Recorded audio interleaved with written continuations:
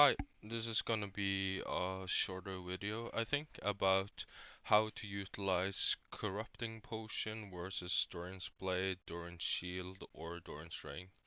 Um, the concept I'm talking about can apply to any player at any level, but I think it's kind of important to understand how to use that potential HP advantage you get with having a corrupting potion compared to just one potion, even if the Dorian Blade or Shield or Ring is gonna give you a health and AP or AD advantage in lane. And this game actually gonna show it quite beautifully, and I will try to explain as simple as possible how to utilize that corrupting potion. And also, with the corrupting potion versus a Doran shield or blade, for example, you can often do trade trades in lane you wouldn't be able to do. So, it's kind of important as well to just notice the enemy has a Nidalee, and obviously since she's blue side, she's starting red, and they even warded it, so that information is actually quite important. At this level of play in solo queue or team, you would expect Nidalee to do a full clear, so as top lane you have a basically a 1v1 for quite some time, but in different levels they might not full clear, they might gank, so obviously you need to um, use this in your elo and you need to think about that. But we're not going to focus about the junglers or anybody else, just the lane. So let's see. Obviously, most likely, um, Kindred would probably prefer to start red here, but since it's a volatile matchup, Jax Camille, she let Jax start in lane.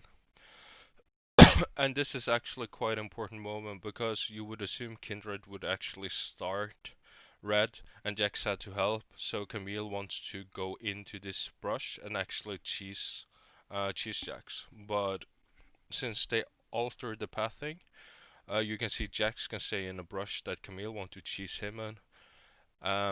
And because of that, he's gonna get an advantage. Camille might not even want to cheese him in the brush, just put a ward so he or she can see, because Jax will lose the trade slightly, but as I said, he has the corruption potion. But this is really important. So Jax get the first auto attack, the bone plating going away, and obviously the passive, and now he's winning the trade quite heavily, as you can see. And it's important that he doesn't even bother tanking off the minions because he won the trade, so Camille has to use her pot. Also notice something. Jax barely took any damage at all in that trade, right? So most people would think, okay, I'm just gonna save my corruption potions, right? Obviously, it will take some minion aggro. Notice what Jax is doing. He instantly pot with the corruption potion, so he will be full HP. So he start thinning out the wave soon, I think. He just dragging it, and then he start thinning out, and now he's full HP. This is really important. He will start to try to push and just trade instantly with Camille. The moment he can trade with Camille, he will not only because he got the cheese off and has HP advantage, but he has the corruption potion. So even if Camille didn't lose the HP, he will try to trade. And the reason why he will start pushing, trying to get level 2 first to trade, and 3 and so on, is because he has full vision that Nidalee actually started red and most likely gonna do a full clear. So he can actually abuse not having perfect lane state. Well, it's actually will be perfect in this sense. So look, Camille obviously doesn't have full HP.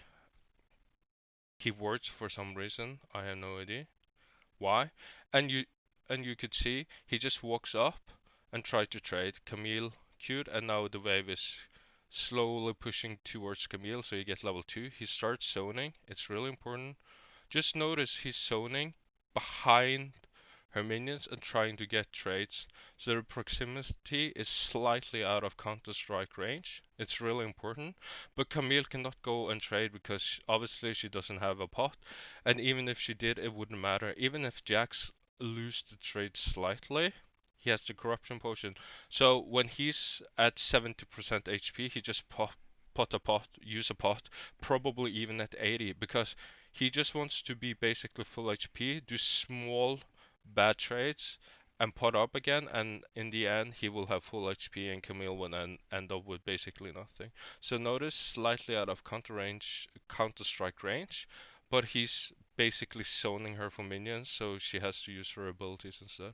This is beautiful. And also notice it's slowly pushing towards Camille because of the minion advantage to Jax. So he will get level 2. And for this reason you can see, look at the wave. The wave is coming to the turret now.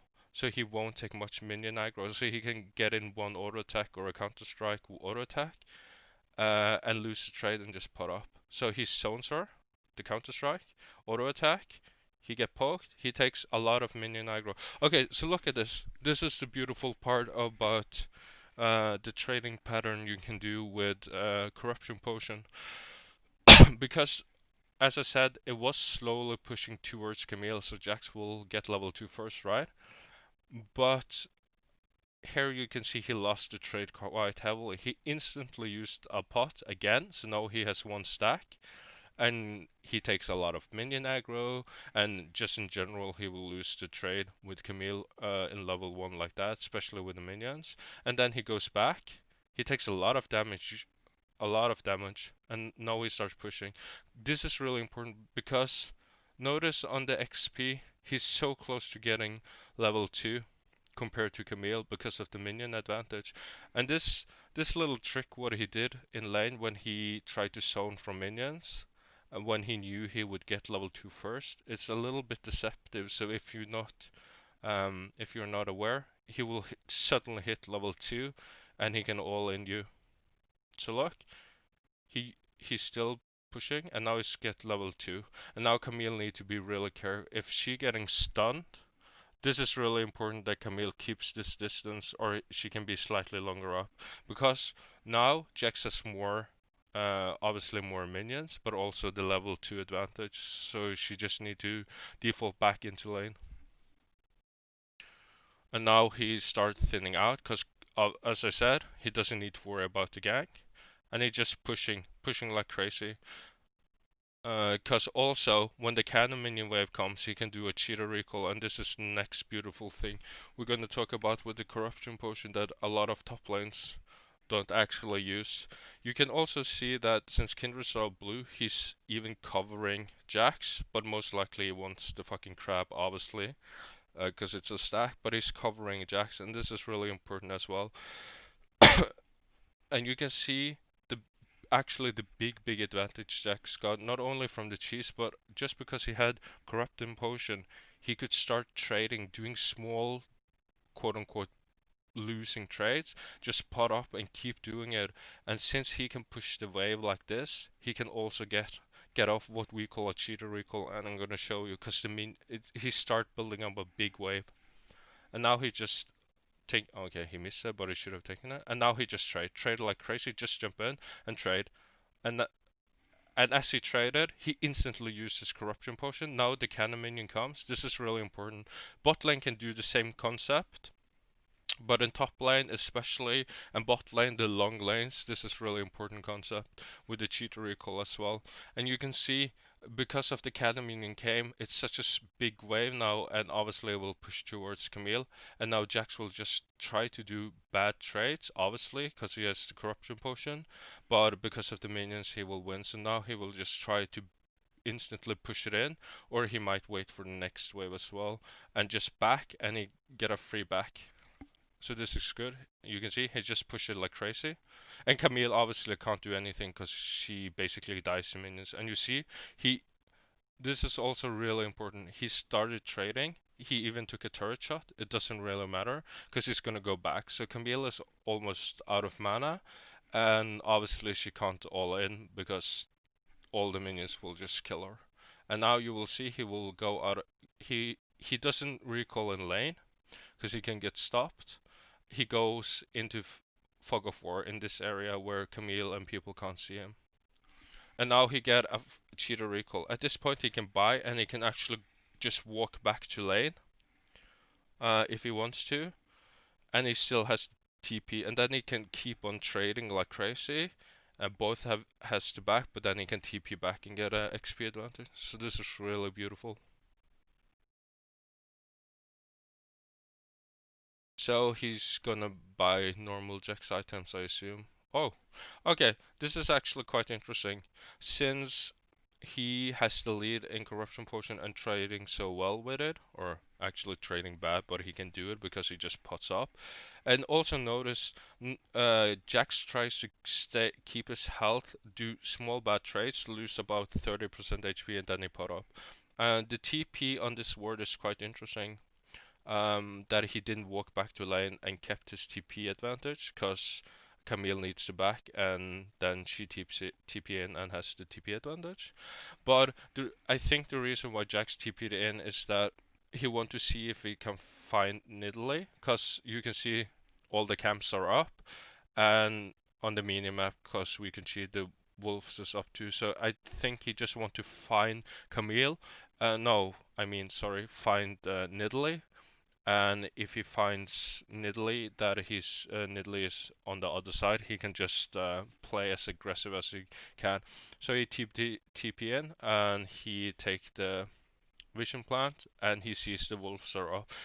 And that means that Nidalee is most likely on red side. She might have been back, but it would be a really weird back timing in general, just because she has 12 CS and only one assist. So she probably wants to try to get a little bit more before that.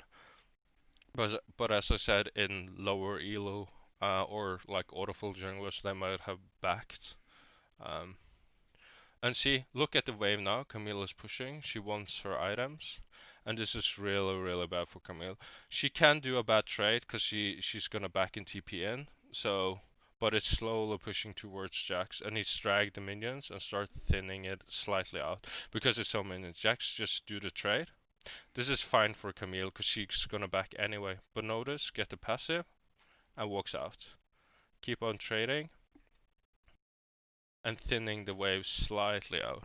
And this is really, really bad. The wave is pushing toward Jax, which is good for Jax, but Camille can't just like recall in the face of Jax. She's gonna get stuck. So this is just really greedy and bad. I mean, you could argue like it's a bait, but since Jax actually TP'd in and took the vision plant, he should know that Nidalee can't even be close, and since the fucking mid lane just died recently, like, this is just greed. It's really, really bad. Just go to the turret, because now you're getting the stop. And most people could argue that this trade was, obviously the trade was really, really good for Camille, and she's gonna TP in as well. But the reason why it's so bad for Camille is that, yeah, sure, she got some HP and mana and won the trade heavily and gonna TP back. The reason why it's bad is because Jax has still the corruption potion, so he's just gonna put up. He has the cookie as well, and she just lose a lot of time XP. Look at the minions she's lost, the XP she lost, and now he just jumps in and thins out of it. And now they're the same level, but in reality, Jax is actually ahead in level, and he stop her again. Like, look at this. She lose so much XP. She probably lost like almost half a level by for this shit. So Camille is gonna TP into the. Obviously, she needs to TP in. She needs to TP into her turret or into the wave. And this is really important, otherwise Jax will actually have more than a level ahead, and then the lane is just GG. So look, Jax waiting for the TP, start thinning. It's really important. The moment Jax sees the TP, he starts taking the minion, because he wants to do a trade. Camille will either come back, she has 17 CS, this is important when you tap to see. She will have 2 longswords, probably, or she will have a longsword and a refillable potion. But either way, you will win the trade, or not win the trades, but you will do equal trades, and then you would just pot up. And you notice the moment the TP came, he had already used the pot, so he's basically full HP and thinning out the wave because he wants to trade with Camille. Even used the W, starting to proc, and now you see the trade, and it's about equal. And again, used his fucking pot again. Camille actually comes back with just one. Wait, I thought she could buy a little bit more than that. 20. No, actually no. Maybe I think she should be able to get a pot at least. So this is really bad. When Camille comes back with no pots and Jax has so many pots, he will just pot up again, and it doesn't matter if it's like a million minions or basically. Look at the minion advantage. When Jax has all his abilities up, he can just jump into the minion, take a horrible trade and just pot up, and Camille needs to back again. So now he obviously thins it out, instantly jump in, Camille doesn't have anything, and then he starts thinning out. He noticed, he used his last pot again, just keeping the HP up basically around 80 to 100%, and he just keeps trading, and Camille doesn't have shit. So this is horrible for Camille. And now he just used it off cooldown. That was quite risky by Camille, so both use flash, obviously. And now you can see the XP advantage he has, and now he just wanna push it in, because Camille needs to back. He tries to push it as hard as possible, and he's gonna back and buy. And I assume he's gonna start getting a phage. I think that's the most common at the high level. So now he push it. Actually, at this point, he probably wanted to back because he knew Camille back. But since Kindred actually wanted to invade Nidalee, Jax is coming just in case, which is quite good. But in an optimal world, if it was literally 1v1, he just would have backed instantly. But he tried to actually help the jungler, which is nice, I guess. Yeah, Ruby, Crystal, and Longshot. So he's going for the phase, and he got a control ward. Because now Nidalee can be everywhere, because there are no major buffs up at this point. But she should soon be probably around bot side, as you can see on the minimap, just because of the camps, and red will spawn again in not that long. And now you can see this is actually really important too. Look at Camille items. She doesn't have pots for some fucked up reason. She's so screwed. Jax can just jump her, take the worst trade in history as long as he doesn't die, and just pot up and keep doing it. And at the end, she needs to back, and Jax just have like level advantage, or she just dies. And now Camille tried to push like crazy. This is actually really bad. Jax already had the XP advantage, so he will get level 6. And there are no way Camille can push it hard enough to get 6 before Jax do and try to all him in. 6 against 5 with the minions. So this is bad. You can see, look at this. Normally, since Camille doesn't have any pots, and Jax has, he just jumped into like a cannon minion wave. Obviously, he got the cannon minion with the damage from Counter Strike, but he just took the most horrific trait. He just got the bone blade and passive, but it doesn't matter, and he still tanks up the minions because he can just put up. This is so beautiful. Then he thin out the wave because he doesn't need to take too much minion aggro, and it's still pushing to Jax. You see, even it pushing to Jackson, he still got level 6 first. And he is low,